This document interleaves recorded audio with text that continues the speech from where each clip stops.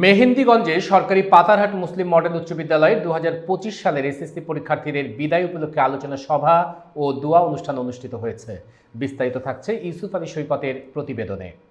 গতকাল বৃহস্পতিবার সকালে বিদ্যালয়ের মাঠে অনুষ্ঠিত আলোচনা সভা ও দোয়া অনুষ্ঠানে সভাপতিত্ব করেন ওই বিদ্যালয়ের প্রধান শিক্ষক অরবিন্দ শিকদার। বিদ্যালয়ের সহকারী প্রধান শিক্ষক মোহাম্মদ মাহবুব আলমের সঞ্চালনায় উপস্থিত ছিলেন সহকারী প্রধান শিক্ষক মোহাম্মদ জিয়াউদ্দিন, মাহিনুর বেগম, শাহনাজ পারভিন খান, বেনজির আহমেদ, মুস্তাফিজুর রহমান ডেল্টা, সারোয়ার হোসেন, বাহাউদ্দিন, মৌলানা নূর নবী, অভিভাবক সদস্য সাংবাদিক মোহাম্মদ নজরুল ইসলাম, সাংবাদিক মাহমুদুল হাসান ফরিদ প্রমুখ।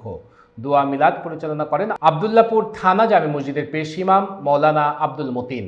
এ সময় বিদ্যালয়ের শিক্ষক, শিক্ষিকা, শিক্ষার্থী ও তাদের অভিভাবকবৃন্দ উপস্থিত ছিলেন।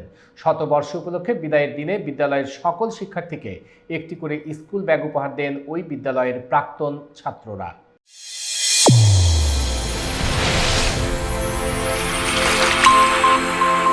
চ্যানেল A1 হৃদয়ের স্পন্দন।